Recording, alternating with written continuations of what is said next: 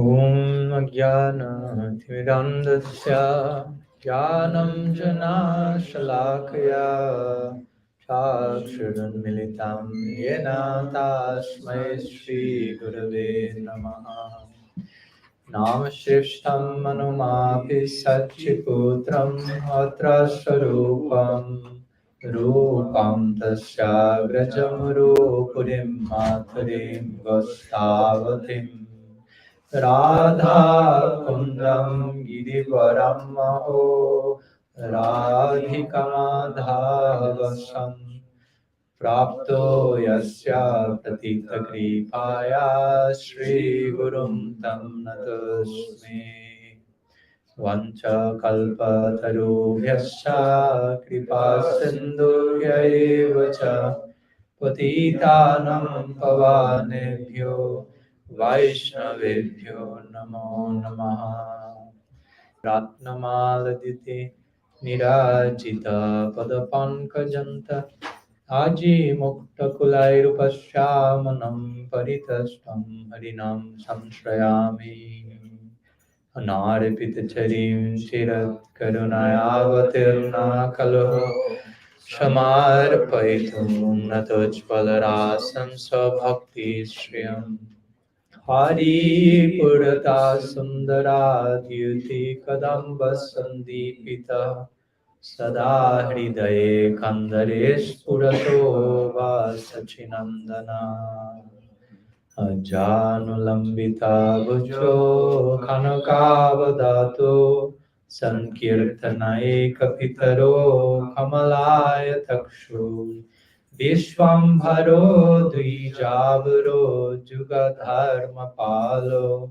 Vande Jagat Priyakaro Karunavataro Hladini Shakti Sarupaya Gauranga Suridaya Cha Bhakta Shakti Pradhanaya Gadadhara Namastate He Krishna Karuna Sindho Dina Bandho Jagatpate Gopesha Gopika Kanta Radha Kanta Namastate Radhe Vrindavanadishi Karunamrita Vahini Kripaya Nijapadabja Dasyan Mahyam Pradiyatam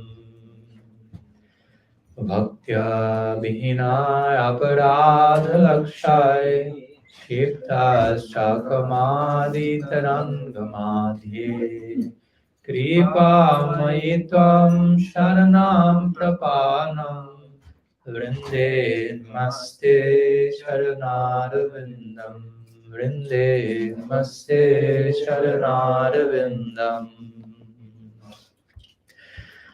Srila Gurudev ki jai, Sriman Mahaprabhu ki jai, Shri Harinam Sankirtan ki jai, Shri Shri Gaur Nityananda ki jai, Gaur Bhaktavrinda ki jai, Gaur Pramananda, Hare Hare Gaur. So, good morning to all of us. Thanks so much for your presence here today, Pranam.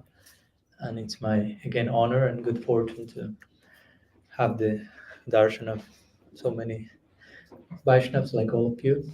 So thanks for blessing my eyes. That's the perfection of the eyes, as the gopis will say as well. I remember recently I was visiting one special sadhu in Barsana, and some other special sadhu came to visit him. So it was interesting, special level of sadhuness.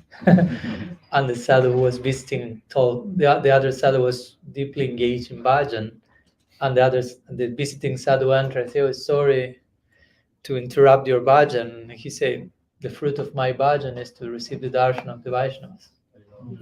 That's what I was hoping for the last 24 hours. I was chanting just to have this type of darshan. So, so somehow, by the mercy of my Guru Maharaj, some nice bhajan I must have been doing these last days to have the darshan of all of you now.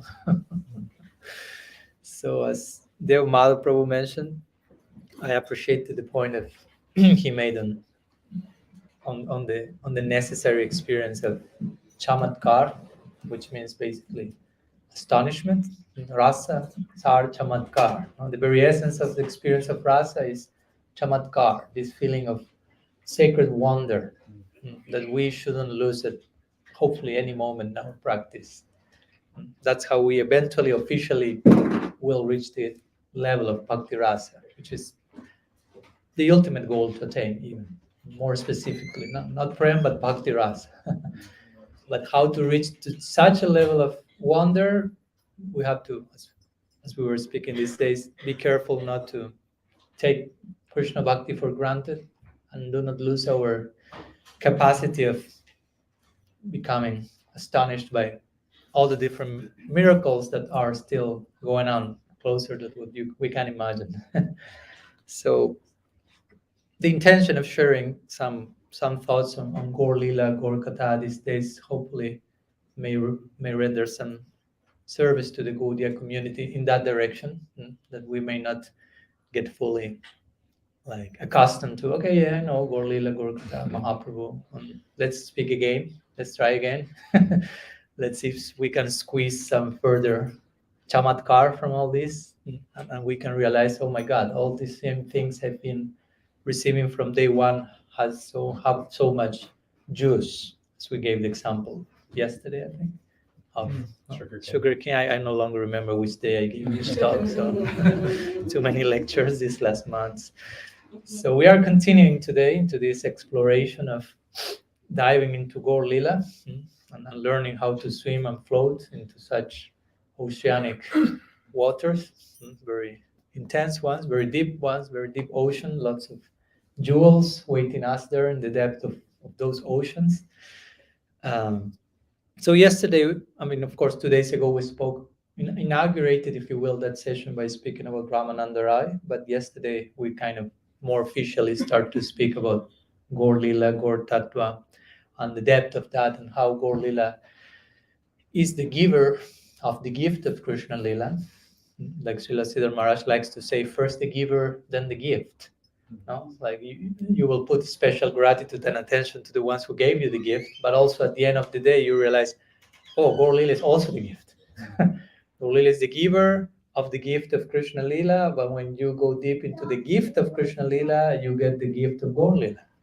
So the giver, the original giver, eventually became the ultimate gift. That's how interestingly plays out. So we share some ideas about this concept and how Mahaprabhu represents Paratattva Simha, of the highest reach of the absolute, Braja Krishna tasting those things that he was not able to relish in Vrindavan himself. So a new lila was required, if you will, new, quote unquote, for him to be successful, to make up, as my Guru Maharaj likes to say, to make up for the failure of Krishna Lila. That's what Krishna Das Kaviraj said in the 4th chapter of Adi Lila. Krishna is reflecting back and saying, there was something missing there. I need some encore appearance to make up for this, basically. So in Gaur-Lila, we found Krishna, as we said, going beyond the script, beyond his own script as Krishna, and entering into the shoes of Radha, and Radha Bhav, Radha Prem. And Shyam Sundar becomes Gaur Sundar, and therefore we have this. Now Rasa will say it. He knows what I'm going to say. Gold is the new Sham. Black. Gold is the new black. Gaur is the new Shyam. So that was kind of the official slogan of yesterday's meeting, basically. So then in Gaur-Lila, Krishna is having this opportunity, this Parishista Lila, appendix-like Lila, in what Krishna is tasting what he was not able to experience in Vrindavan. So of course it's an upgraded relishment, if you will, for Krishna there, but it's an upgraded blessing for us to enter in contact with Gaur-Lila. We are receiving something extremely special. So it's important that we do not lose sight of, on a daily basis, recalibrate our level of appreciation of the nature of the gift we are receiving. I mean, there shouldn't be a day that we take rest from that exercise. No. Today I don't need to further appreciate the nature of the gift I receive. Hopefully that day never comes. No? As Bhakti Thakur will pray when, oh, that day will be mine. You can pray also when that day will never come to my life. Oh my God, that day where I think, today I don't think there's anything more to appreciate. That's a really needy day. You really need to go deeper on that day. So that's a nice blessing you may have. Okay, now I need to go deeper.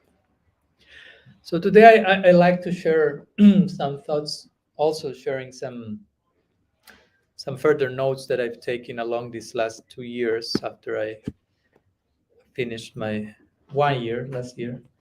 Finished my first book, and as I told you, I'm kind of more writing my second book in my mind now, although I'm supposed to be speaking now about the first one, but what to do? That's the problem with writing and all these creative processes. You are supposed to, like the musician who is supposed, he wants to share the songs from the last album, and everyone in the audience says, sing that hit from 30 years ago. I say, I'm tired of singing that one. I want to share the new song. No, we want the old one. I want to share the new song.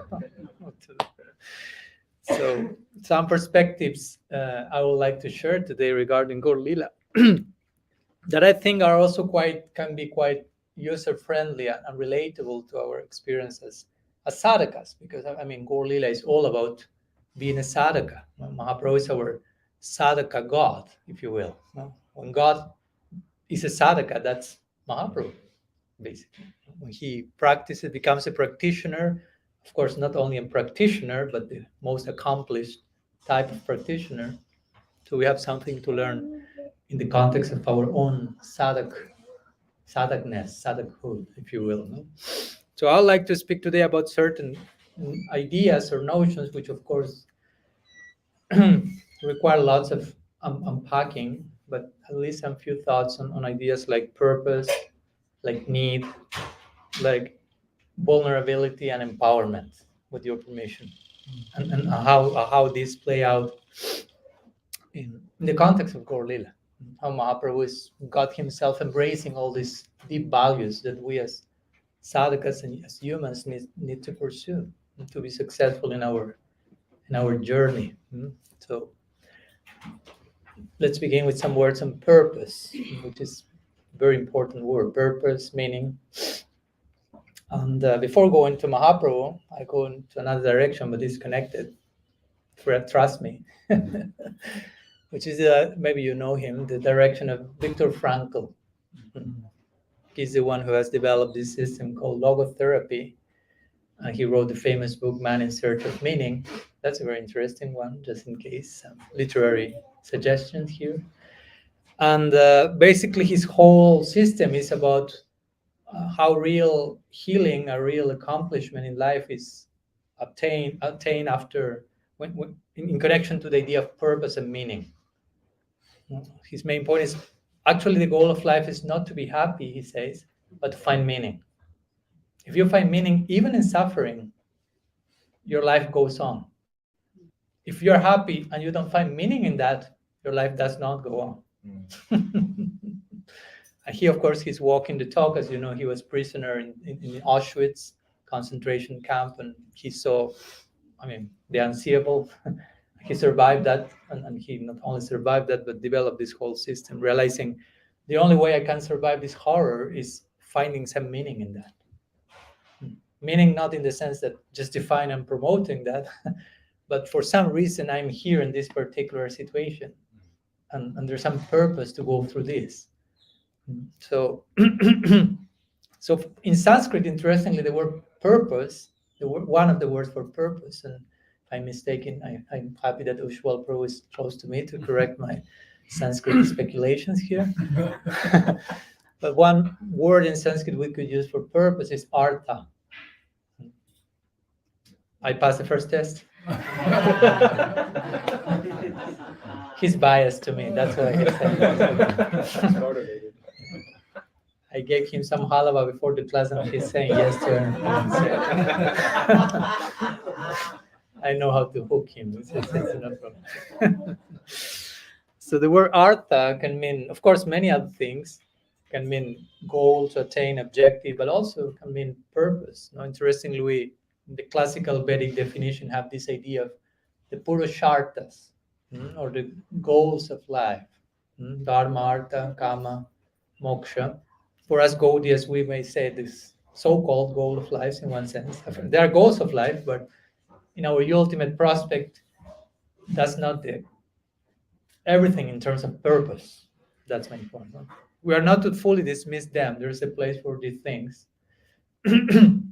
But for us Gaudiyas, you may have heard this idea of Panchama Purushartha. We have the four goals of life, Dharma, Artha, Kama, Moksha, and then you have the Pancham, the fifth one, which is Prem Purushartha, Prem Prayojan, divine love, which we can translate. Sometimes Prem is called Parama Purushartha, which means the supreme goal of life, if you will. But also, we are speaking about Gaura-Lila. Don't lose sight that we are all this is in the context of Gaura-Lila. So also Panchama Param Purushartha also can mean not only the supreme goal of life, but the goal of life for the supreme. No, the supreme has his own goal in life. Now, he has his objectives. I mean, he has to fulfill some level of purpose. It's important to. We have that. He has that on another level, but I mean, Krishna is also a person. Don't forget that part, please. He's not only a theological concept in the book. He's a person willing to relate with you, with us. So Param Purushartha can mean the supreme goal of life, or Param Purushartha can mean the supreme goal of life. No? And Gaura-Lila is all about that, basically. What's the goal of life for the supreme person? You mean like, wow, I never asked myself that question. I'm too concerned about my own goal. And maybe it's not that supreme, but I'm still about some other artha, sense of artha, what to speak of the goal of life for the supreme. No? But I'm just showing the reach of Gaura-Lila, which are the questions that are in the background of Gaura-Lila. God himself asking, who I am. Interestingly, we are pretty busy solving that question ourselves, who I am. But Krishna is who I am. I'm seeing how Sri Radha is reacting to me, all that happens to her in relation to me, what's in me that makes her react like that, who I am. Existential crisis in the life of the Absolute. Yeah. And that gives us a result, Gaura-Lila. Gaura-Lila is the Absolute, as my Guru once said, he's the Absolute doing psychoanalysis. Who I am, no? Solving my existential crisis. So, of course, what's the goal of life? What's Param Purushartha for us? Prem. What's Param Purushartha for Bhagavan? Prem. So we share a common goal in life. So many things in common with God. We have to get these common points so we can relate to each other as well.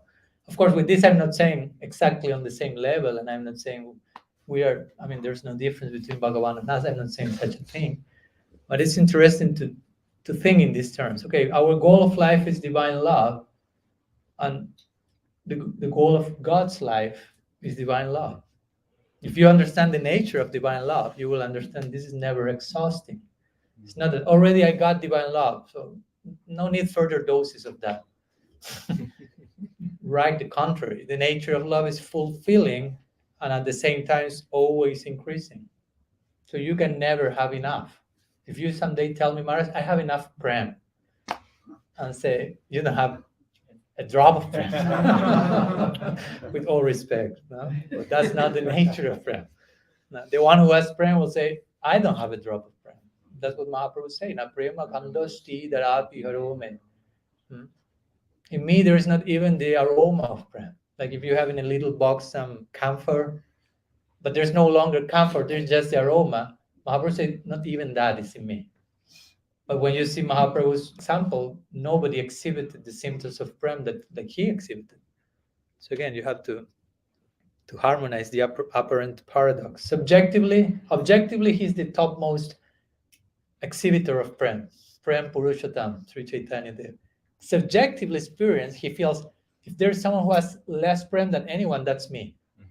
I mean, Mahaprabhu is not making a show there. He's really feeling that.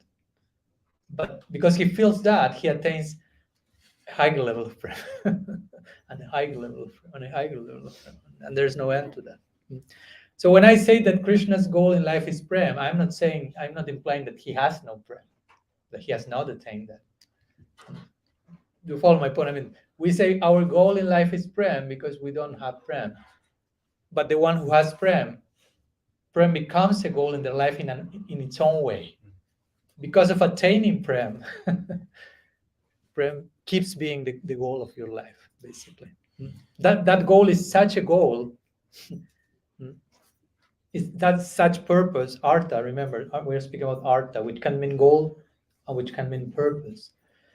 So the purpose, prem is so how do you say in English? Purposeful. Such purpose is so purposeful that it's always a goal that can be further attained, basically. A further becoming, as I like to say, further becoming in eternity. I have prem, I can have more prem, and I can have more prem, and there's no end to that. That's how the lila is going on eternally. I mean, that's why Radha and Krishna are not getting bored after doing apparently the same thing every single day. No? When you study the Astaka Lila, you may feel every day, at every time of the day, they're doing the same thing. Rasa Lila every night. It doesn't get bored after eternity. It does not, because prem is always increasing. So prem is always increasing. You can keep doing the same thing externally. Of course, there are some external varieties also, but hypothetically speaking, you can do the same thing for eternity. But if you have prem, it's always new. Anurag. Everything becomes refreshed, updated. Remember when I heard that Bhaktivinoda Thakur's eternal service as Kamala Manjari was to prepare camphor lamps for eternity. I thought, okay, I'm not ready for that. Imagine if any of you can say, Maharaj, can I do some service? Yes, well, you can do camphor lamps. Okay, and you do camphor lamps, I don't know, for an hour. Maharaj, something else? Yeah, you can do camphor lamps. 3 hours. And anything else to do? We need more camphor lamps. And after 5-6 hours, you are nervous. You're wondering something wrong is going on here. What if I tell you for eternity camphor lamps? I'm not saying that Bhaktivinoda Thakur is not doing anything else, but that's the main seva. And again, for us, it may sound like you are not the temple president or something.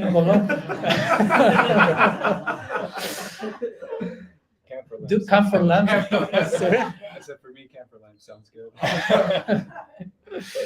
Okay, he's having a glimpse of his eternal prospects. So doing camphor lamps for eternity doesn't sound as fancy, basically. But the point is, if you have prem, there is no end to that service, if you will. Yeah, that's the point. Prem is the fancy thing, if you will. Makes everything most attractive. And you can remain doing camphor lamps forever. So it's important to try to, as sadhakas here, gradually get closer to that ideal, not just when I will finish doing this, when I will finish doing that, because sometimes we may conduct ourselves and say, well, like, okay, how many rounds are remaining? And you're not chanting, you're counting.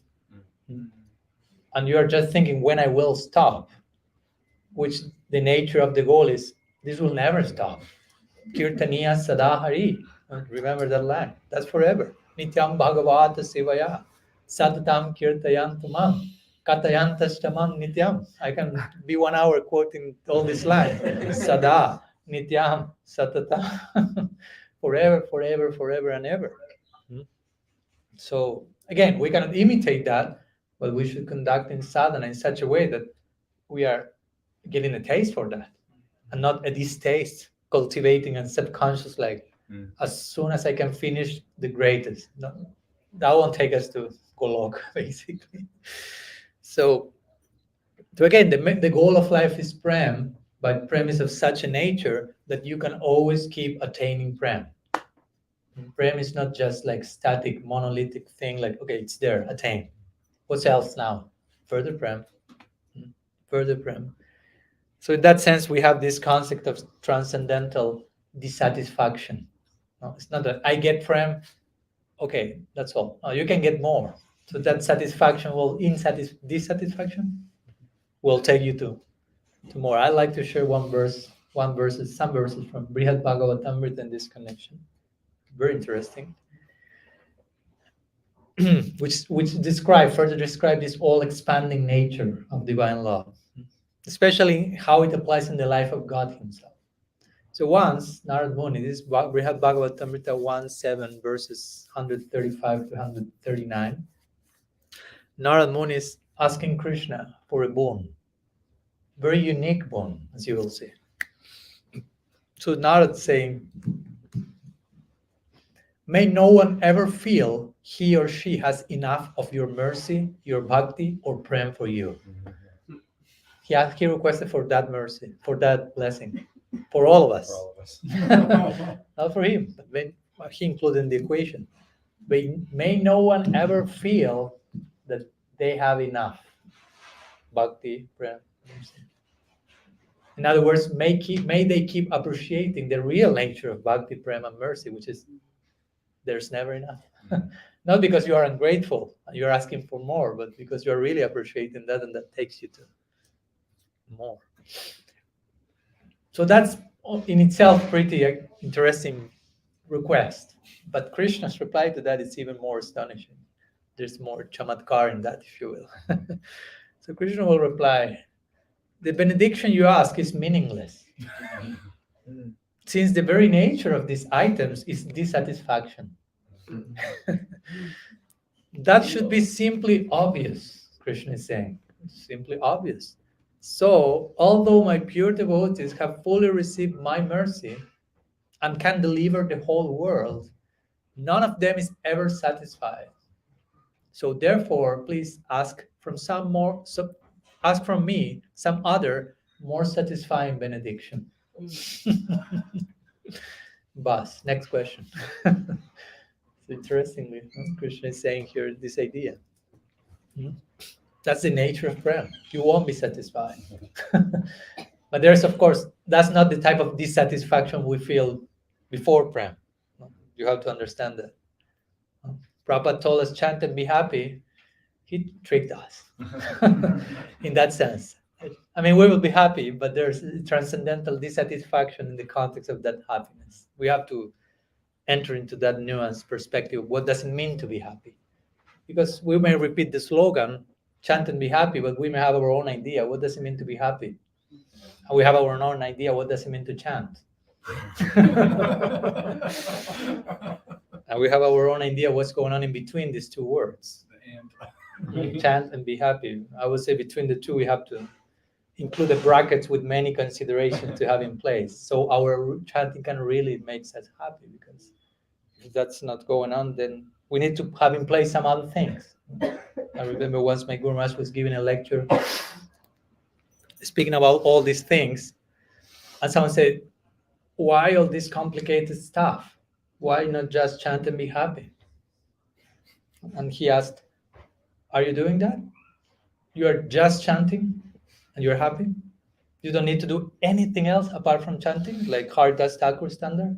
3 lakhs per day? No need to sleep, eat, and work and all that. So chant and be happy. I say, no, I cannot do that. And that's why I'm speaking all these other things as well. So eventually you can chant and be happy. That, of course, that's it. So Krishna is replying in this unique way to Narad. The benediction you are asking, not happening. The nature of these things is always expanding, always more. Krishna himself experienced that transcendental dissatisfaction. It's called Swadhana Atriptam. We have Bhagavatamrita, which means he whom after giving himself to his devotee still feels unsatisfied, feeling, I've not given enough. That's Krishna's humility, if you will. He's not feeling, I've given everything. He's feeling, I've not given enough. They are given so much, I've not given enough. So my point is, if this criteria of transcendental dissatisfaction applies to quote unquote, ordinary prem in relation to ordinary jivas, quote unquote, what to speak of God himself tasting prem, and how much this very same principle applies. And that's why we have Mahaprabhu, which is Krishna dissatisfied, if you will, on some level of experience and wanted to taste something more. And that what makes him to be Mahaprabhu, trying to immerse himself into the depths of Radha Bhav, trying to find himself in the ocean of Prem and discover new purpose to his life, if you will.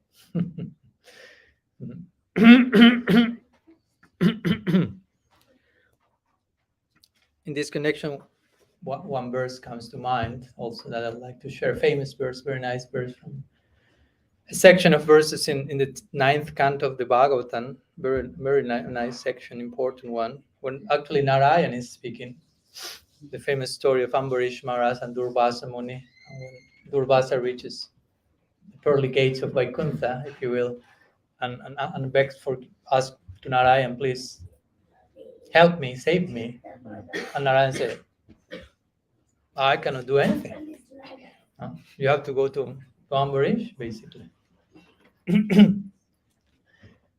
And before saying go to Ambarish, he actually, when Durvasa is asking forgiveness, how does Bhagavan replies? He starts to speak about how he loves his devotees and how he's controlled by his devotees. So by Parokshabad, in direct speech, he's saying, you have to go to him. I cannot forgive you. It's like if I slap Ujjwal in the face without him deserving that. He can deserve that, so that's another thing. But not publicly, then we can meet in the middle. But if he's not deserving that, I won't go and say, Namrasa, sorry for slapping Ujjwal in the face. You'd say, no, go to Ujjwal. You have to deal with him, not with me. I have nothing to do. So Bhagavan was telling to Durvasa, go to Ambarish. So one of these verses, which begin with the famous verse, Ham Bhakta Paradino Yasvatantri Badvija Sadhuvir Grastari Dayo Bhaktir Bhakta Jana Priyaha, where Bhagavan is saying, basically, I'm totally under the control of my devotees. I do not belong to myself. I'm totally dependent, although I'm famous all around by being independent. Again, now I'm going a little bit further than that, and actually beyond my independence is my dependence on my devotees. And so on. And then he said, Nahamad Mananasa se Sadhuvir Madbhaktair Sadhuvir Bina Sriyam Chatyantikam Sriyam Chatyantikam Brahman Jesam Gatiraham Param. So he's basically saying there, for those sadhus for whom I'm the only destination, I do not desire to enjoy my own opulence nor my own transcendental bliss. So I do not desire to enjoy myself without my devotees, Krishna is saying. I mean, you take out my devotees, Krishna is saying, I'm no longer there. That's not me anymore, something like that. You take bhakti or bhaktas from Krishna, you have only the if you in other words, let's be more abstract if this is not enough. If you take the Shakti from the Shakti Man, if you take Swarup Shakti from Shakti Man, you have Brahman. Undifferentiated absolute. No form, no variety, no movement, no love in exchange. So if you take bhakti from Bhagavan, hypothetically speaking, Krishna becomes Brahman. For us, with all respect, a more comparatively boring version of the absolute. But Krishna, the God we worship, he's basically implying, I mean, I offer myself for the sake of my devotees. And of course, if Krishna says this, I offer myself for the sake of my devotees, the ultimate implication of that is Mahaprabhu. Because as Mahaprabhu, Krishna is literally leaving his, if you will, his self aside to enter into the shoes of Sri Radha. He's leaving aside, I am Krishna, to experience what she is about, for the sake of what she's experiencing and trying to honor that. So that's interesting because the verse I've just quoted is spoken by Narayan in Vaikuntha. So you hear this verse and say, wow, I mean, it's not Krishna in Vrindavan. Narayan in Vaikuntha has that standard. I give myself to my devotees in that way. So the idea, if you follow Kaimutya Nyaya, is if Narayan in Vaikuntha is saying this, what to speak of Krishna in Vrindavan? How much more, if you will, that's the idea of Kaimutya Nyaya, how much more he will say this very same thing. So again, anyhow, going back to Mahaprabhu for a moment, Mahaprabhu represents Krishna's Param Purushartha, the supreme attaining his supreme goal of life, attaining final purpose, attaining Radha Bhav, and as we say yesterday, as the Ganga descends from the Himalayas and attain final place of, how do you say, resting in the Ganga, in the ocean, in the Ganga Delta. So in the same way, Krishna Lila comes from the Himalayas. Bhagavatam is revealed there in Badarik Ashram and flows and reaches Navadvip. Krishna Lila attains fulfillment in Gaura-Lila, basically. Krishna attains the Supreme Personality of Godhead, as we say, attain fulfillment in Mahaprabhu, who I like to call the Supreme Personality of Krishna. And the word supreme is in itself interesting because supreme, supreme. In Spanish, we say suprema, literally. So the word su in Sanskrit is like very, not sudurlava, supreme. So for someone to be supreme, that person has to be tasting a very prem, a very much degree of prem, if you want to put it like that, supreme. So Krishna is supreme, he's tasting something, but as Mahaprabhu, he's tasting something else. So he's the supreme of the supreme, in the sense that there's another type of prem, which is very much hankered by him, longed for by him, which is Radha's prem, which makes Krishna who he is. As Srila Prabhupada likes to say, Krishna is beautiful, he's all attractive, but without Radha next to him, he's not that attractive. He makes that point. Of course, Krishna is beautiful, but the closer you get his Shakti, the personification of Bhakti next to him, that's the Krishna we worship. We don't want Krishna in the altar by himself, basically. If you put Krishna himself, he will be looking like, where are my devotees? No. Why you left me alone here? Did I do something wrong? I'm just chastised here. I feel like just show that time into a mortar now. I'm here like.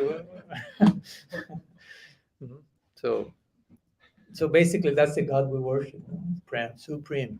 So as Mahaprabhu, Krishna is absorbed in tasting this unique experience of Radha Bhav.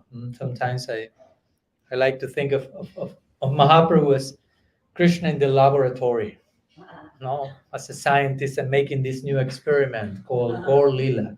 Now let's see what it means to enter into Radha's shoes and experience that. That's a pretty heavy experiment. As we know, Shri Radha will tell him, you don't have an idea what you're asking for. No, when you go through that experience, you will be rolling on the ground, you will be smashing your face on the walls. You see Mahaprabhu in Gambhira. That's gore, not gore, but gore. Blood oozing from the pores. And it's like, oh my God, what's going on? It's scary. No? I mean, you have to properly understand that, because you may feel like, I don't want that. I remember one person that met the Buddhists and then got to know all this and became a Buddhist. He told me, I don't want to end like that, like bleeding and smashing my face on the wall. So better go to Nirvana. That's everything is quiet there. There's nobody there, but at least there's no suffering because there's nobody, but at least there's no suffering. Because I don't want to smash my face on the wall like that. He misread this background. So the point is, Mahaprabhu is Krishna in the laboratory again, doing this intense, interesting experiment of tasting Radha Bhav. As any good scientist will be someone very passionate about his or her pursuit.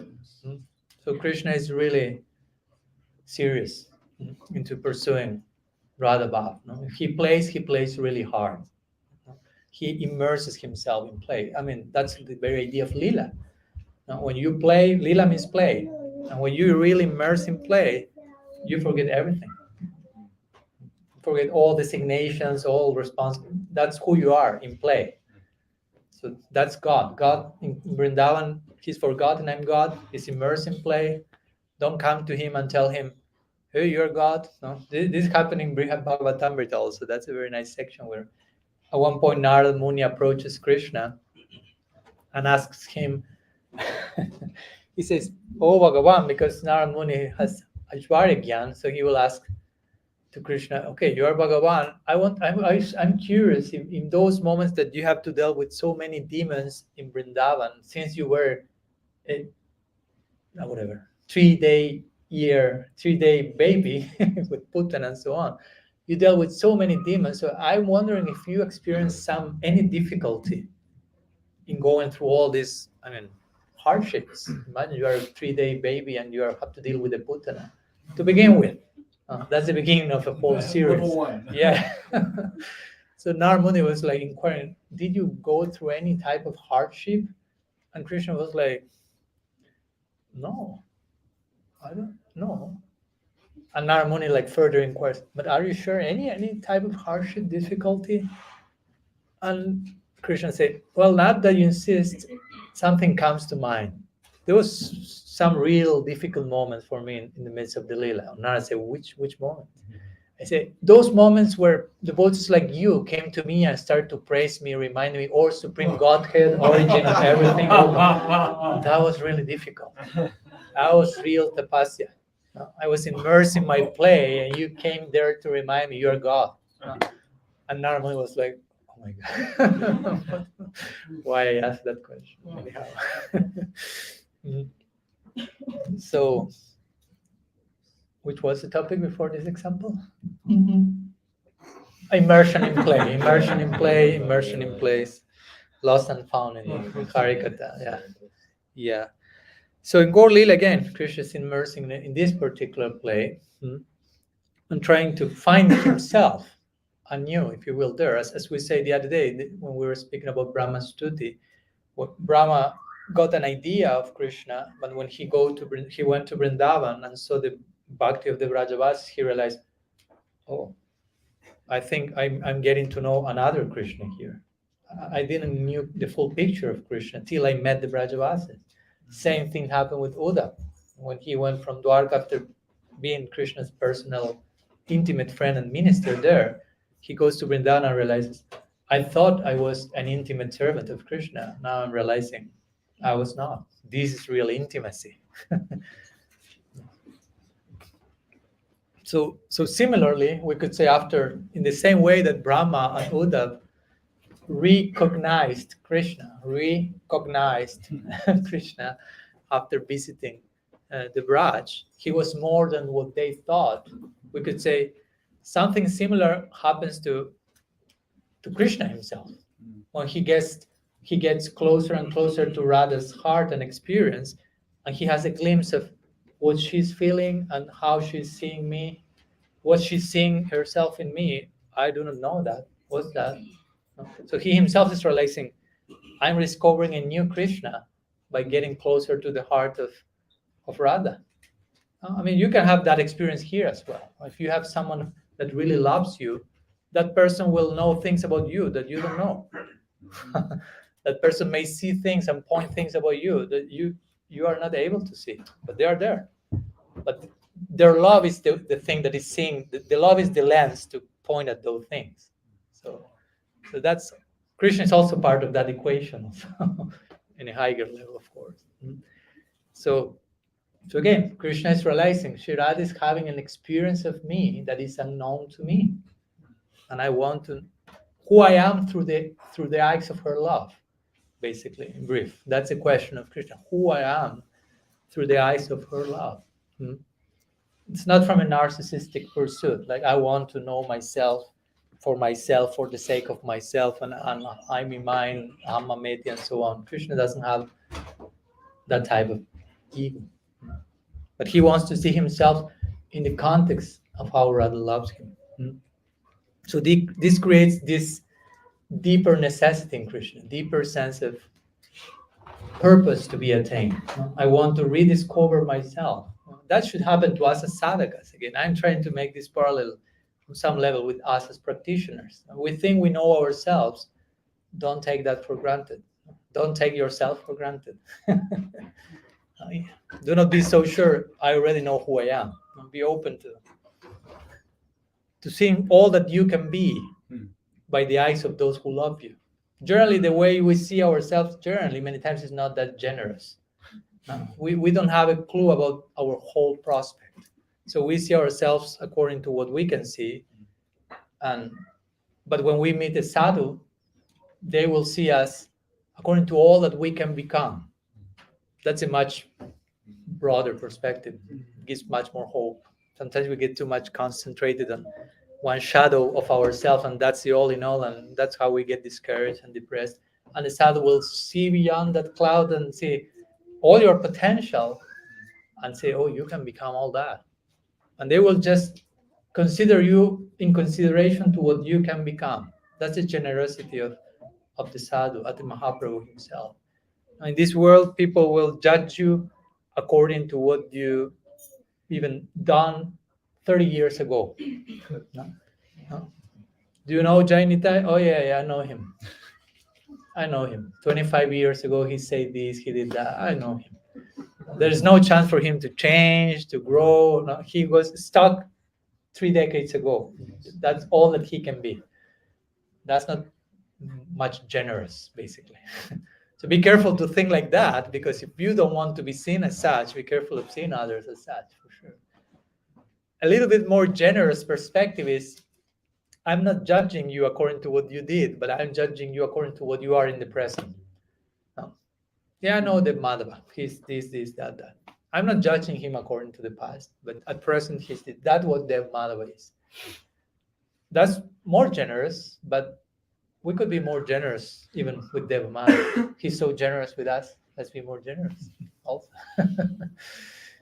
And the more generous perspective, of course, is I'm not judging you according to what you were, not even to what you are, but to all that you can be. Even though if at present you are a disaster, you have a bright potential. The bright potential remains there, no matter how embarrassing your present moment is. And that's how the sadhu's approaching us. And that's totally humbling, for sure. Try to imagine. You are in your worst possible moment, and a sadhu will just come and see the light at the end of the tunnel, if you will, and point, I see you there. No? That's one of my favorite quotes from Srila Siddhar Maharaj. He once said, and this is a very simple quote, but coming from a significant person, he said, your future is brilliant. That was it. But try to imagine coming from someone who is really seeing all that you can be. Your future is brilliant. No more need to discouraging and depression and I have this anartha and that anartha and blah blah blah blah blah. You can have all the anarthas you want, but and I know you may like to have some of those, yeah. But oh my God, I mean, Mahaprabhu's mercy is more powerful than all your anarthas put together. Shigonityananda ki jai.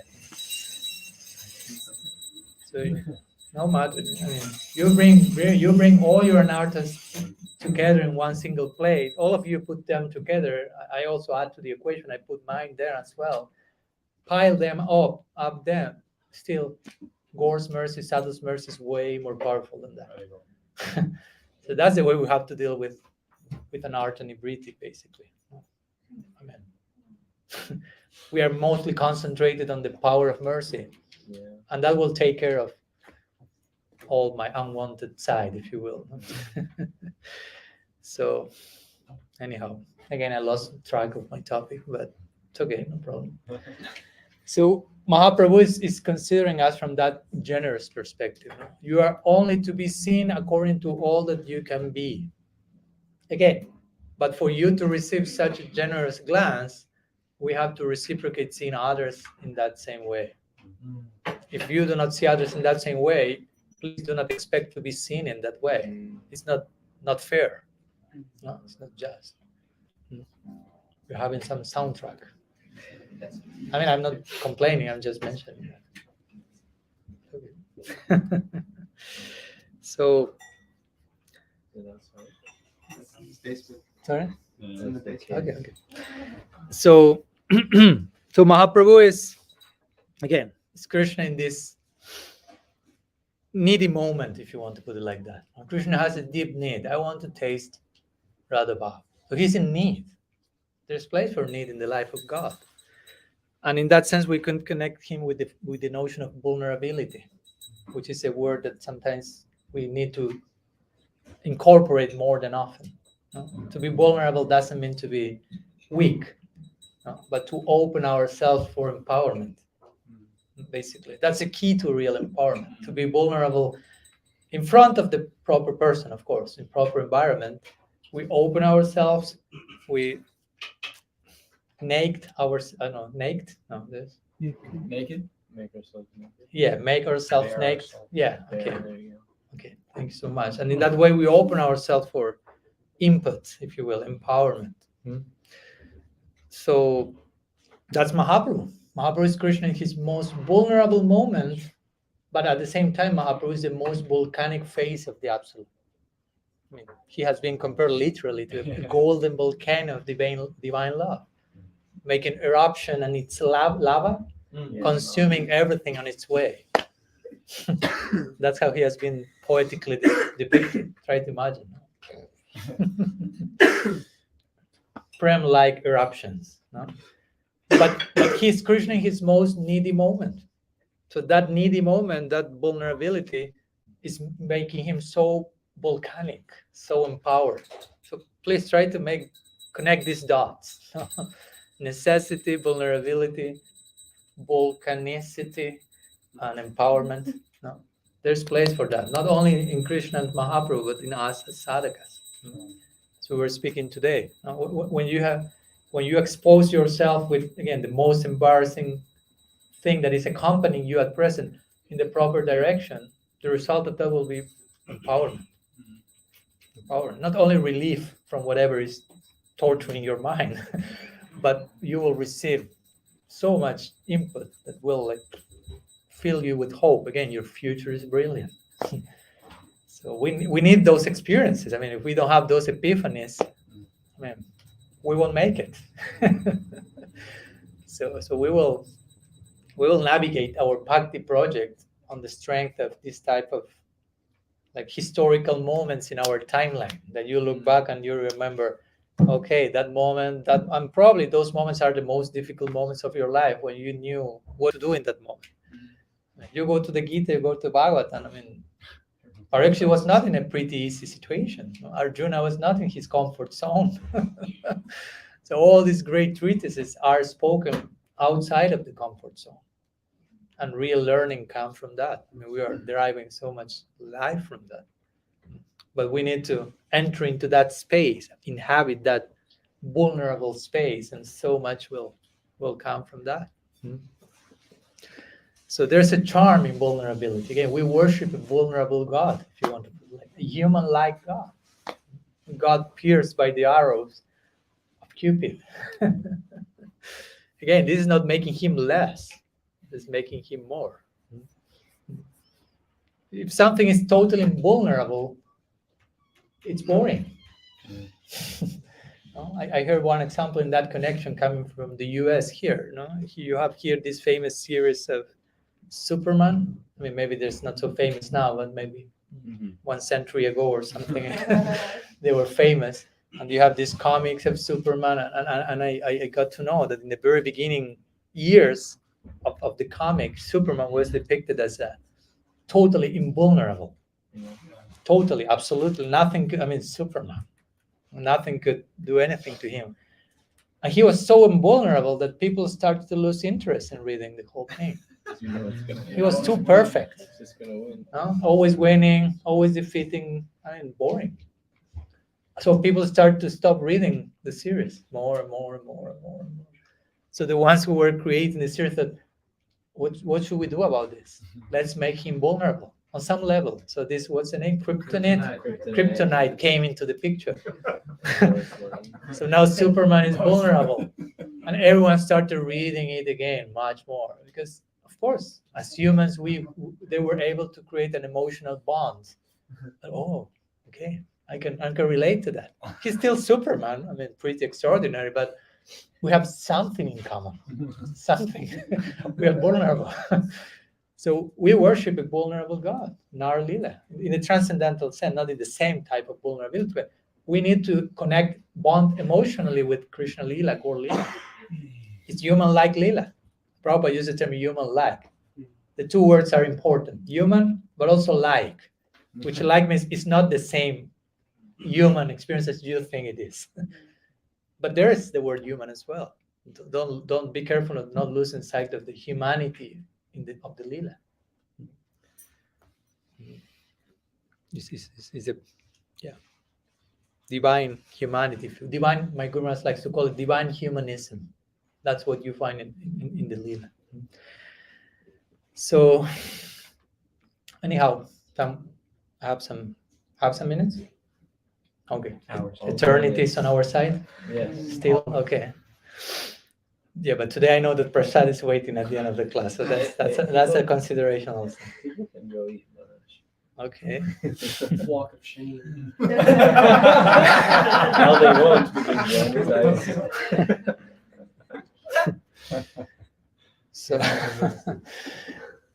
So we have needs. God has needs, different needs, but ultimately, as Vaishnavas, as Gaudias, we're starting to get this idea. Okay, I have an existential crisis, but God is having an existential crisis as Mahaprabhu. And the final way to solve my existential crisis is assisting him in solving his existential crisis. No? Being willing to assist him in his divine necessities. But that's Lila. I mean, you want to go to the Lila and serve Krishna for eternity. What's the meaning of that? It means there's needs on a daily basis there, and you are expected to fulfill those needs in service.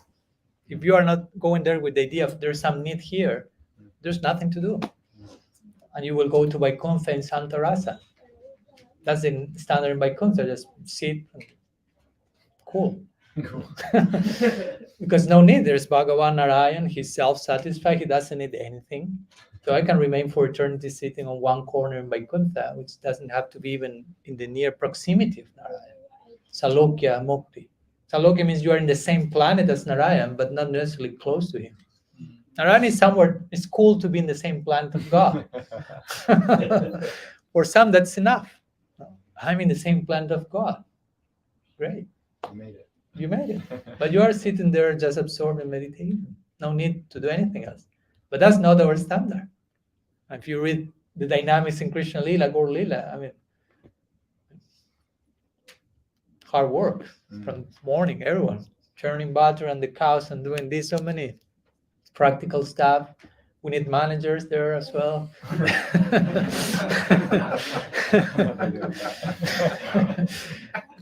You will need to take a rest eventually. Yeah, I know. But my point is there are needs there. And we are expected to go there, identify with those needs. It's not that, okay, Krishna has needs, let someone else fulfill them. I just want to take rest in Gola. You will be thrown to Vaikuntha there. Yeah. That's not the place here. Here we worship a needy person. Krishna is so needy, as I said the other day, when someone asked Nanda Maharaj, Uddhava would say, maybe your son is God. I know who is God, say Nanda Maharaj. He's not, he's self-satisfied, he's peaceful. That's not Krishna. He's the opposite of that. He's so needy, he wants this, he wants that, he wants this, he wants that. And I'm there to provide that, basically, he's implying with that. So if you start to grasp, if you hear the descriptions of the Lila, and that's a very important point of Raga Bhakti, you have to follow the mood there, you start to identify there's so much need here, in so many directions, so much emotional concern for the necessities of the Lila, and I want to enter there for eternity. I will have some work to do there. I prepare for that, better I identify with that. And as we mentioned the other day, I'm sorry if this is sounding too extreme, but that's reality, ultimate reality. On a daily basis, Radha and Krishna have to meet each other without most of Braj knowing that. So that's requires pretty much, how to say, dexterity for that to happen, especially midday, middle of the day. I mean, everyone is there, you have to manage for that to happen. And they are dying in separation from each other. This is not just poetry.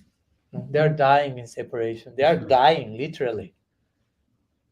And dying means you need to save the life of that person. So the ones on the group of Krishna are totally identified. Krishna is dying in separation of Radha. We have to save Krishna's life. And the ones in the group of Sri Radha thinking, our Swami is dying in separation from her Prananath. We need to save her life on a daily basis. And somehow or other, you will projecting in brush to enter one group or the other. So eternally, apart from doing camphor lamps, one of your services will be to save the lives of Radha and Krishna on a daily basis. Have you thought about that? That's not a cheap thing. And you prepare for that. It's not just, it's okay, you will meet Krishna. Have hope. And I go to rest. No, you have to. You have to be there. Every single day they have those needs. Those are real needs. The ones that arrives out of love. When you don't have love, you may have needs, but they're not that serious, that deep. They're like kind of a joke. If you compare Radha and Krishna dying in separation from each other, and you say, I need a new fancy car. I mean, what degree of need, real need is that one? You may be dying for that. But these are real needs. So as I like to say, and what does it mean to attain that situation is a position of service there? It means we have to obtain a spiritual identity. And a spiritual identity comes out of spiritual identification with a particular need of service in the Lila. There is some need of service. I identify with that, and identity comes as a result of that. If you are not identified with the necessity of service, there's no identity coming. When we speak about spiritual identity, it sounds fancy, but and it is, but we have to understand what's the meaning. How do I reach there? How I'm constructing that here and now, if you will, what I'm doing for that to happen. And that means you have to identify with a particular need of service that it's so needy that requires my presence for eternity. It's not something I need you for 5 minutes and then you can have a break for 3 decades or something.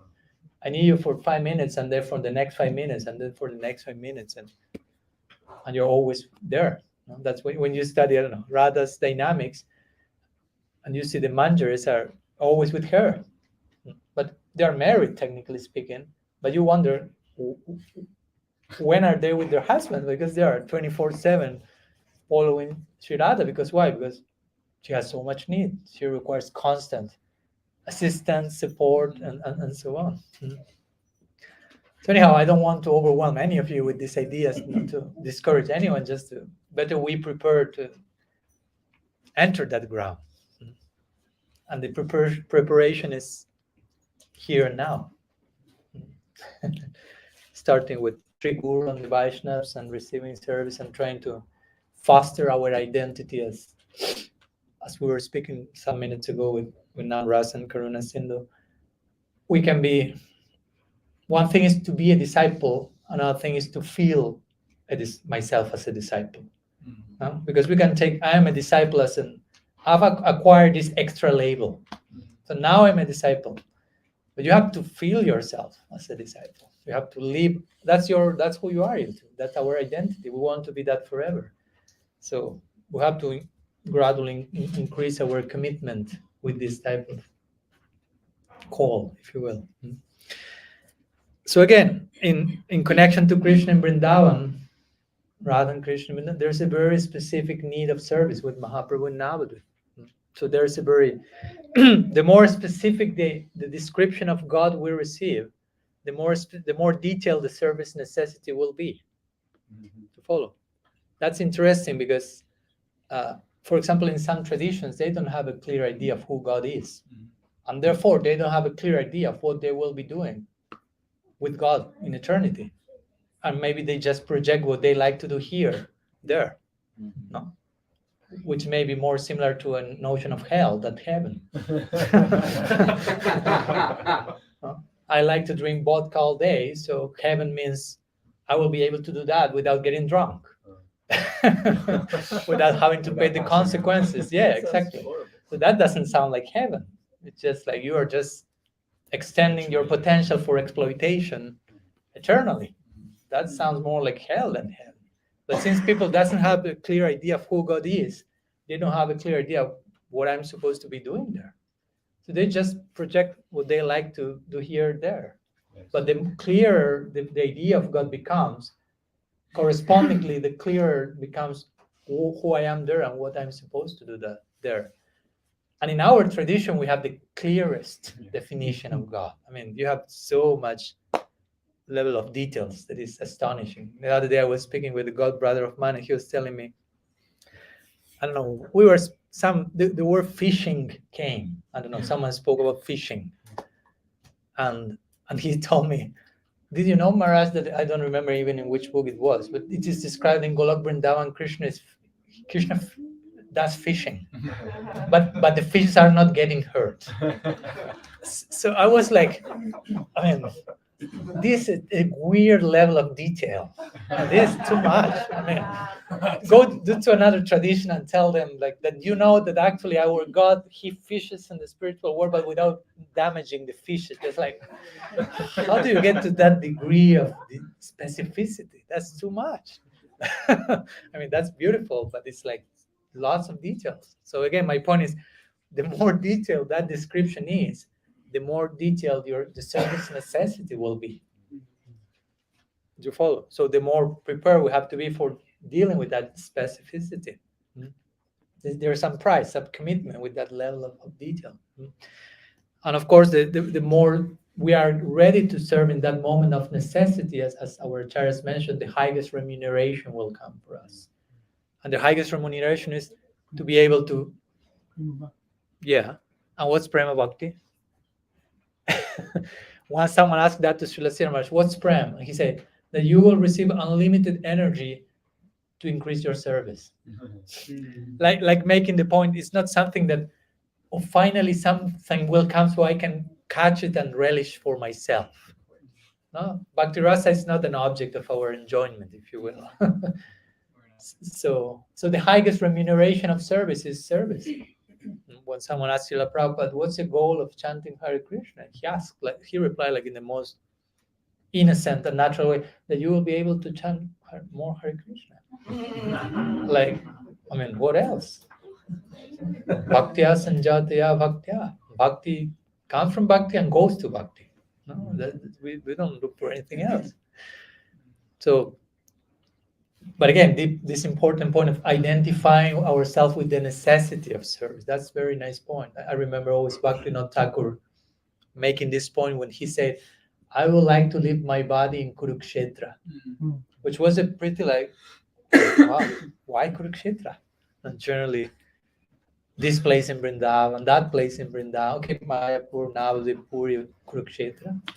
And the point, of course, it's interesting because he said that, but he never made any practical arrangements for that to happen. And he could make that. He was able to do that. So he wants to make a point by saying that. He was not literally saying that. Which was the point, as you know, Kurukshetra, one of the things that happened there before the Gita, Krishna's meeting with the gopis, and Radha's meeting with Krishna at one point. And Krishna is saying, after a century of separation, and try to imagine that as much as you can.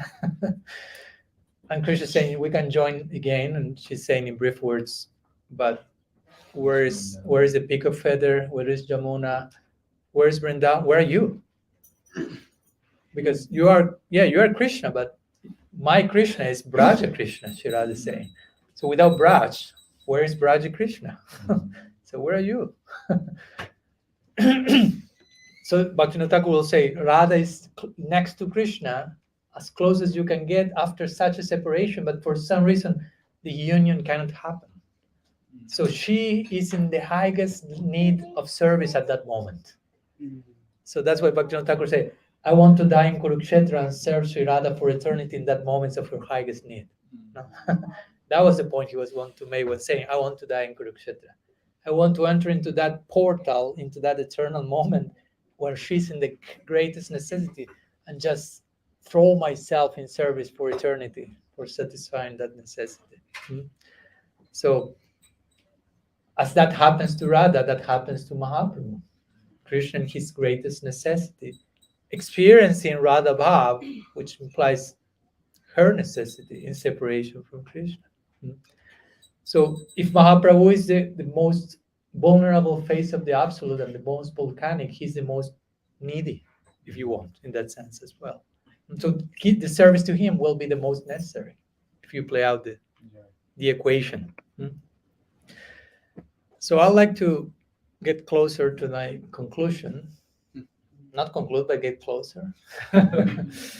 Speaking some brief words in this connection, also in connection to what Karuna seemed to say yesterday, a few words only about Gadadhar Pandit, which is again a whole different series of lectures actually to do justice, but brief words. Because again, we speak about Mahaprabhu, Krishna in this great moment of necessity, experiencing Radha, which is totally like chamatkar-like. But we also hear that although Mahaprabhu is Krishna tasting Radha, Radha is still there in Gaur-Lila in the form of Gadadhar Pandit. So who is Gadadhar? Is Radha in Gaur-Lila giving herself fully, so Krishna as Mahaprabhu can be successful in his laboratory, in his project. So in one sense we say Mahaprabhu is Mahavadanja, Mahaprabhu is the most generous personality, but we could say because that's possible only because Gadadhar is Sri Radha in her most generous moment giving herself to Krishna, so he can be the most generous. You follow? You follow the idea? No. Okay. Tell me. So I repeat. No problem. Just that part. Yeah. So we say Mahaprabhu is the most generous personality. He's giving what no other else was given. But what he's given, he received that from someone else. Given something that he received from Sri Radha. So Mahaprabhu is the most generous because Radha's Gadadhar is the most generous, given, emptying, if you will, her heart, so Mahaprabhu can be filled and give that to others. So that's an interesting idea. Which is not downplaying the role of Mahaprabhu, but just extolling the background of the whole thing.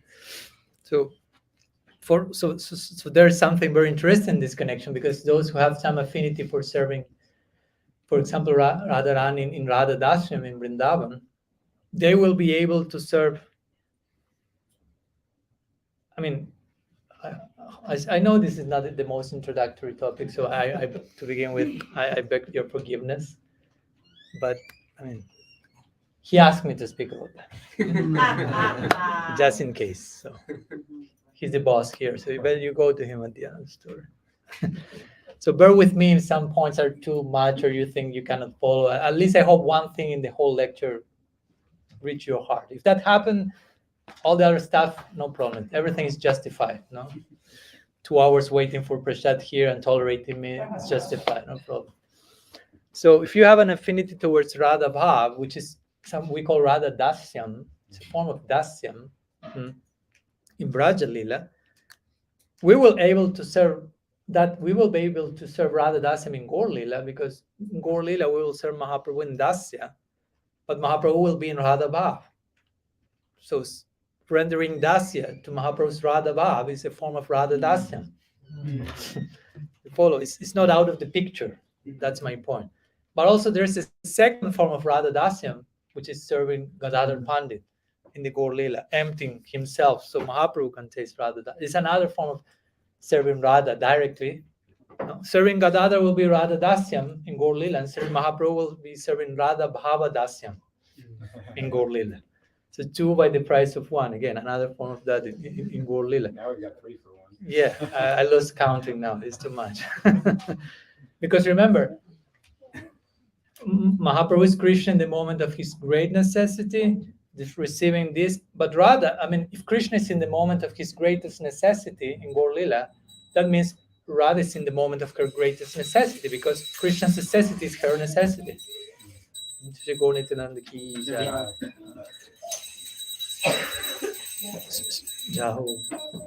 So Sri Radha doesn't have a separate sense of necessity. You follow? I don't have a necessity separate from my beloved. So if Krishna has this necessity, his necessity becomes mine. That's how Radha will think. So if Krishna has this necessity as Gaur, his necessity becomes mine. So she will be in such a necessity, trying to provide that. So Gadadhar Pandit is Radha herself, emptying herself out so Krishna can be successful.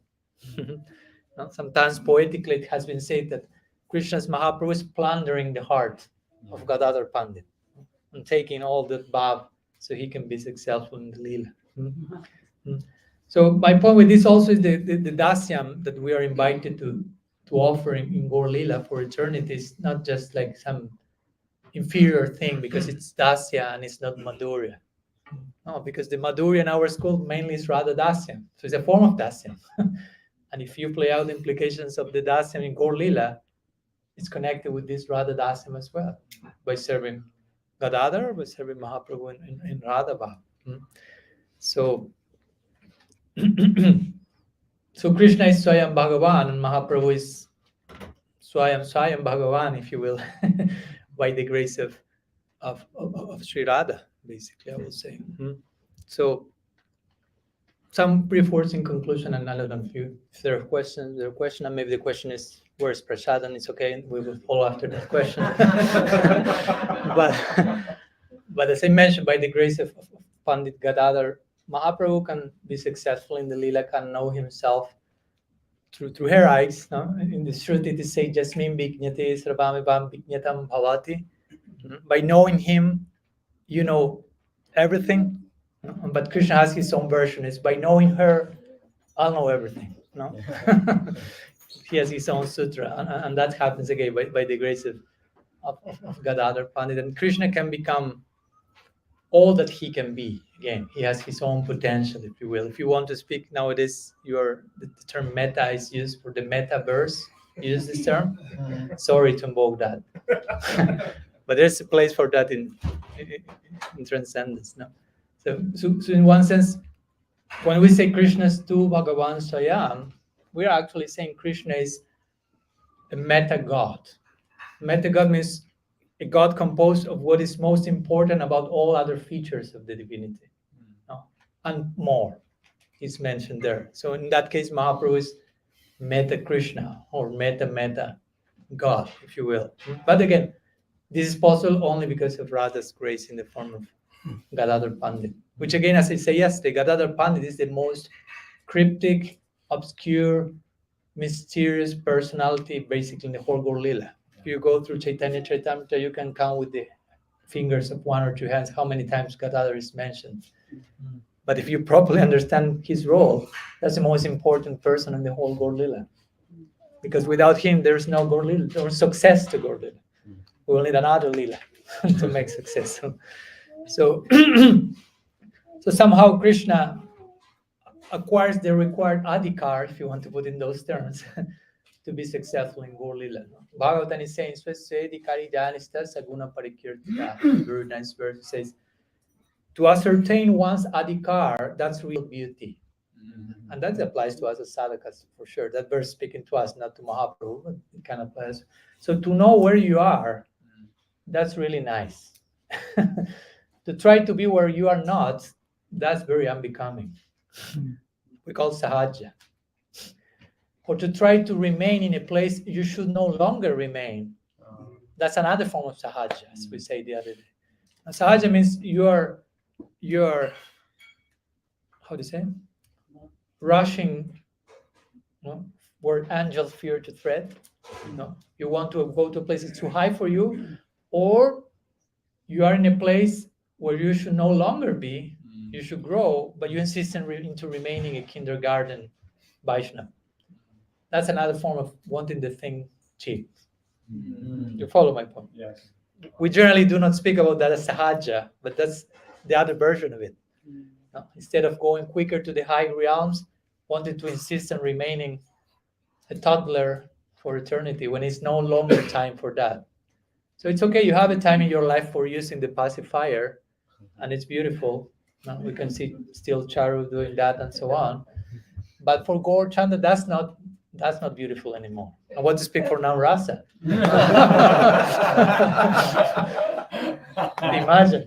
Imagine if Daddy comes with a passive. Oh my God! It was like that shouldn't be happening. I mean, you should be ready for something else. So Swasvedikari Janista means to acknowledge where you are with full integrity and honesty. That's real beauty. That's a real virtue. So Krishna himself recognizes in his Krishna Lila, I'm here, but I want to taste this other thing. So I need to upgrade my adhikar so I can relish Radha Bhav, basically. Yeah, I have to actualize my potential, basically. Interestingly. So again, Sri Radha is allowing that to happen by facilitating her heart and halo. Radha Bhava Dyuti Suvalitam Nomi Krishna Swarupam. So we could say Mahaprabhu is how to say, the solution to Krishna's lack of adhikar in Vrindavan. So Krishna wants to acquire that adhikar, and he starts to inquire how to be successful in Radha Bhav, and that comes from Radha's grace. That's why Mahaprabhu is taking daily Bhagavatam class from Gadadhar Pandit. I mean, he's going to learn from Radha. I mean, try to imagine, I invite you to a Bhagavatam class. Who is giving the class? Sri Radha. Who is in the audience? Krishna. And they are speaking Bhagavatam, which is, Bhagavatam is not so much a book about Krishna as it is a book about love for Krishna. In Vishnu Purana, you have even more information about Krishna, technically speaking, but about the feeling of what Krishna, that's Bhagavatam. So Mahaprabhu is Krishna learning about what's love for Krishna from, of course, the founding acharya, if you will, in his own project, Sri Radha, his guru. So in this way, Krishna is becoming a sadhaka as Mahaprabhu to take lessons, attain his ultimate perfection as Mahaprabhu. And Gadadhar is instructing on a daily basis through these Bhagavatam classes. But interestingly, and just I'm getting to conclusion, please believe me. I'm trying to convince myself, maybe only. Please believe me, Padmanabha Maharaj. You are almost getting closer. Nobody else believes you, but what to do? We have to begin somewhere. So at one point of his Leela, we see that Mahaprabhu is taking classes from Gadadhar, and Mahaprabhu is growing in his experience of Radha Bhav, making that more and more systematic, till he enters into the Gambhira for the last 12 years. At that point, there are no more Bhagavatam classes, and Gadadhar totally disappears from this scene. Why? Because Mahaprabhu now is mature enough in that experience, and Gadadhar it's like the example sometimes given is like if a father is teaching his child to ride bicycle. No? I just had the image of, yeah. Okay. We have to relate emotionally with the Lila, so it's okay, it's good. So the child is in the bicycle. In the beginning, the bicycle has these 2 extra wheels. How do you call them? Training wheels. So you don't need the father there, you won't fall, but just the father is there just like the moral support, if you will. So you are riding, eventually when you are ready, he will take out the wheels, those wheels, and he will support you. And eventually he will leave you alone and you can do it, and he will follow closely. But at one point he will disappear. He understands, now you need to do it by yourself. You don't even need to have me close. That will be a disturbance. Just be free, if you will. So at that point, when Gadadhar Pandit realizes that he reached that moment, he's riding Radha Bhav bicycle. He's doing very nicely his homework in the Gambhira. He disappears into the background and remains at Tota Gopinath. So, and the point is, at the end of the Gaur-Lila, Chaitanya Charitamrita, the last chapter of the Antya-Lila is Sikshastakam. And when the last verse of Sikshastakam is mentioned, as Lisha Bapada, Radam Pinashrama, and so on, Krishna Das Kaviraj says this verse was spoken by Sri Radha. So he kind of makes the point, Mahaprabhu made it. He was successful. So at that point, Mahaprabhu is bathing in the glory of tasting Radha Bhav, and all of us are Gaur Hari Bol, glorifying that.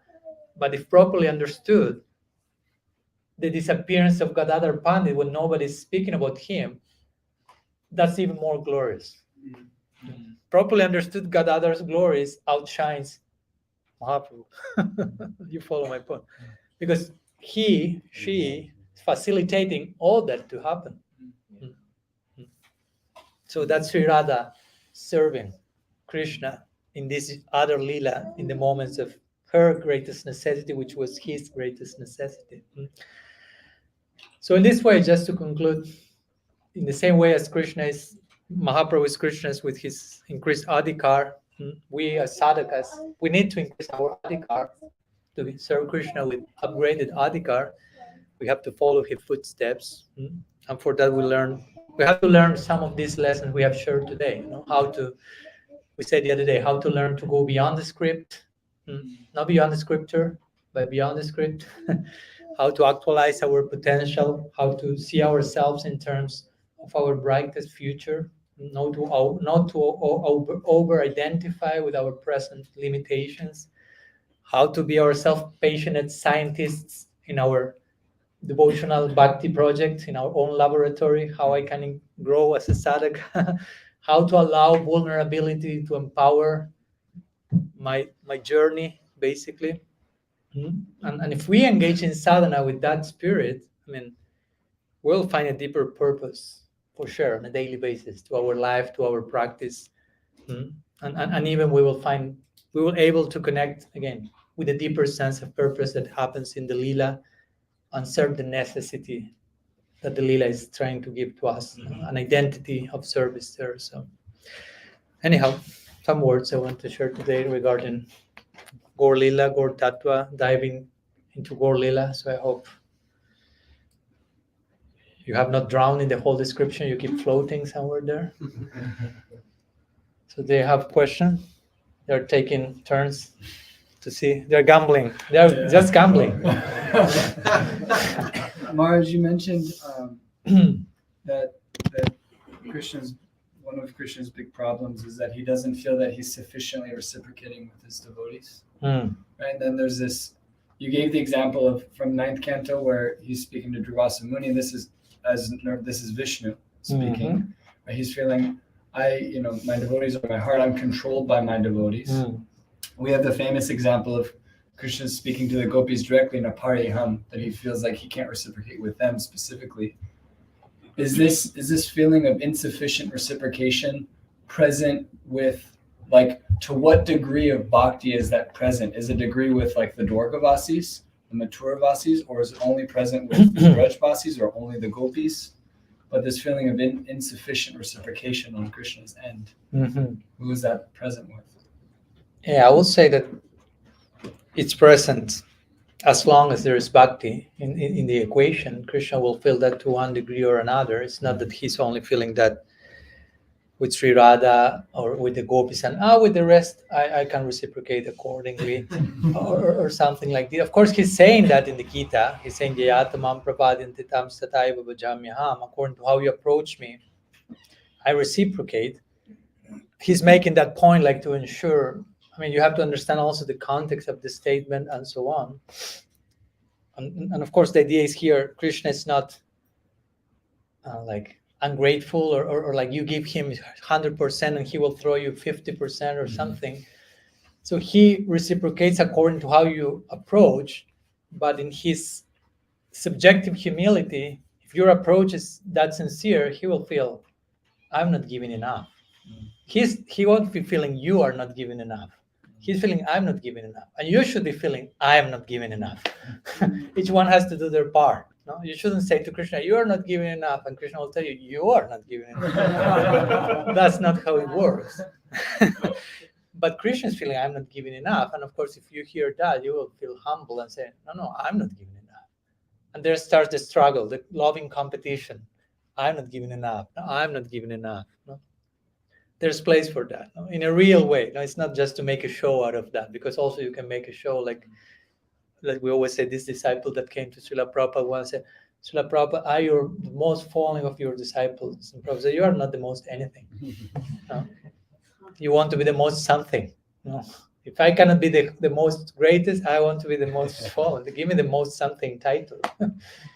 But if there's real feeling, there's place for that. So yeah, Krishna reciprocates accordingly. The Bhagavad Gita says, means it doesn't mean he feels he reciprocates accordingly. He says that in the Gita on one level, making the point, God is, how to say, corresponding proportionately to the degree of your student, implying also you have to do your part. No? you have to take that section in the verse. It's not only, oh, how nice, Krishna will reciprocate accordingly. Yeah, accordingly, which means according to how you give yourself to him. So the question is how much I'm giving myself to him, because I have to do my homework as well. Huh? I don't want to expect I'll give myself 1%, and Krishna is so merciful that will give me 108%, and I will follow the footsteps of Putana and attain Kripa Siddhi. That's not our club, as I told you. So I would say that Krishna, even as you mentioned, Bhagavan Narayan in the Bhagavatam is kind of expressing that mood. That's not Krishna in Vrindavan. So he feels that even in Vaikuntha. So that is what to speak of, how that plays out in the Braj. So in one sense, because he does reciprocate with the Braja Gopis, but that's like a very clear instance where he's expressing this inner feeling that he's having that I'm not, because he does reciprocate with them. He's with them. He's spending time with them. Yeah. That's his whole like project in Braj. Yeah. But he's expressing his feeling of. Yeah. One thing is that you reciprocate. Another thing is you feel I'm not reciprocating enough. There are two different things. I may reciprocate, but you may feel like with Sri Guru. I'm trying to reciprocate. You may say, you Maharaj, you reciprocate. Yes, but I don't feel I'm reciprocated enough. And I'm not sure I will ever feel that. I hope I will never feel that. That's an eternal debt. Yeah. That's the only way you can get free from the karmic debt. To attain another type of debt. That you realize, I will never be able to pay this one. I need eternity for trying to do something about it. And nonetheless, I will never be able to pay that. Because if I'm able to pay that, the whole Lila is over. But everyone is trying to reciprocate with each other. And everyone is feeling in their humility, I'm not giving enough. Jashoda, Nanda, Raktak, Patrak, Subal, Sridham, Madhu, Mangalacarana, Visakha, Rupa, Manjari, Krishna. It's not that someone is thinking, I'm giving everything I can. Because again, that's not the prospect of Prem. Prem means there's no limit to how much you can progress and grow and love and give. So they are there. I mean, they're in a planet made of Prem, so they know what they're talking about. So yeah, that will make full sense when we are there. Basically. Now we are giving some notions so we can kind of, okay, yes, we are processing that, ruminating, but yeah, hopefully that's enough inspiration so we apply ourselves in sadhana and receive the necessary mercy to reach there. But sometimes you feel there's like a wall of like, now I feel like I've given so much that now you owe me something. And then you're like, oh, like I want to be able to give without like feeling resentment or like now Krishna owes me something. I feel like I hit that when I go past my comfort zone too far or something like that. Welcome to the club. You're not alone in the equation. And of course, when we say about going our comfort zone, outside of the comfort zone too much, of course, I'm not promoting that either. As we spoke the other day, be careful with the two equation. One extreme you have neurosis, the other extreme you have complacency. You want a middle point between the two. If you go too much outside of the comfort zone, you may get neurotic. Too much. If you don't go at all outside of your comfort zone, you get complacent. Another form of neurosis. You want the middle point. So we need to recalibrate that on a daily basis, because what today is an extreme, tomorrow may be middle point. It's constant readjustment. It's not that, okay, this is the formula for the next 30 years. No. Bhaktivinoda Thakur will say, today's perfection is tomorrow's imperfection. So today you reach this point, tomorrow recalibrate. Not neurotic, not like Prabhupada, I distributed 100 books, okay, tomorrow 200. No. He didn't say tomorrow 2 million, because he knew that would be too much. That would be neurosis. But 200, that's possible. And it was possible. Eventually 2 million, but gradually. So regarding this idea of reaching the wall and expecting something from Krishna, of course, we have to learn from those experiences, because of course we know we shouldn't feel, the idea is not to feel like that, because we know that, I mean, I'm receiving more things than what I can appreciate, actually. So I'm receiving more things than what I'm actually aware of. That's a fact. So my sadhana is basically about extending my awareness of all that already came. So I'm not just even asking Krishna, send me mercy, but allow me to appreciate the mercy that you already sent. I'm asking mercy for that, if you will. Give me the mercy so I can appreciate the mercy that has already come. Because if not, you ask for more mercy, but you don't know what to do with the mercy that is already there. And Krishna said, but I already sent you 3 tons of mercy, and you have them thrown who knows where. And sometimes even Krishna will send mercy, and we don't have the eye to read to appreciate mercy, and we'll feel, oh, this problem is coming. And you start to pray Krishna for mercy. And Krishna said, help me from this problem. He said, no, that was my reply to your previous prayer, asking mercy. That was my mercy. And now you're asking me mercy to get rid of my previous mercy? If I reply to that, there will be a next prayer that you will ask me to get rid of this other. So it doesn't work like that. So we also need to understand what's mercy, because sometimes we have an idealized idea. This should be mercy. That's delicate, because you're already praying to Krishna, telling him, you should give me this particular type of result in this packaging in this particular moment. And Krishna will say, if you are so smart and you know everything that much, why do you need me at all? Why can't you figure out your whole situation? So we should be open when we pray for mercy. May it come in the way it needs to come, and probably it's not in the way I think it will come. And I have to be open to that. Love moves in a crooked way. Crooked way means unexpected, unpredictable. No? The snake doesn't move like straight line. So Krishna may play the flute here. My Guru Maharaj likes to give that example with the Bhagavad Gita verse, Sarva Dharmam Parityajad, and Prabhupada Bhaktisiddhanta will say that's a clarion call of Krishna playing flute and calling us. So Krishna plays the flute and you run in one direction. Oh, Krishna's there. And when you get there, flute is sounding there. And you will say, oh my gosh, but I have to go through so many obstacles to reach this spot. And now this whimsical guy is playing the flute there. I'm tired of running. I go back home. Gopis, that's not Gopi standard. They're not tired. They were just running there and running. And they will not say, Krishna, please, for a moment, just stop being crooked. I will say, I mean, I'm crooked by nature. Mangalacarana, everything about me is crooked. No? And love is crooked. So love moves in a crooked way. So the point is, we have to be aware of those things. And if we feel I'm demanding something from Krishna, well, that's an opportunity to increase our humility and realize there's still some way to go to unconditional love. Again, not to torture myself, but just to acknowledge my present adhikar, where I am and where I want to be. These two things needs to be in place. Not only where I want to be, but where I am.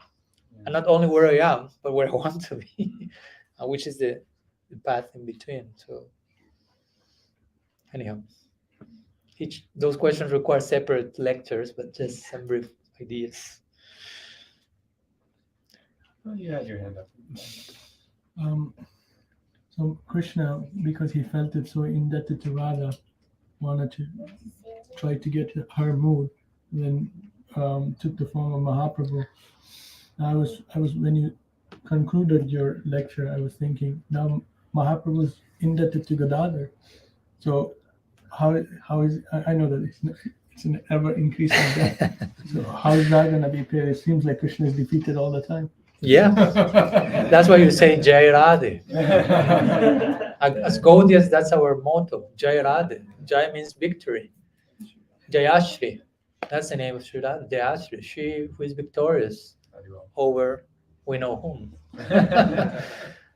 And Krishna is celebrating that in Gaura-Lila eternally. There's an eternal situation in which Krishna is eternally telling to the world, I am defeated, I am defeated, I am defeated. And Ki Jai for that. I mean, that's why we say Ki Jai, as we said the other day, so many times a day. Shri Gurudev Ki Jai, this Ki Jai, because we want to be defeated by them, conquered.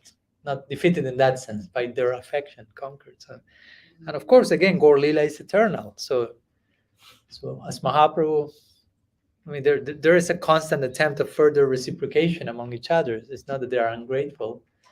And those two eternal realities are there, Krishna Lila, Gaura-Lila, in which, again, these two sides are trying to perpetually repay each other and finding difficulty in doing so. And they're in further need. We need further assistance here. So they will say, hey, Karuna Sindhu, we need you.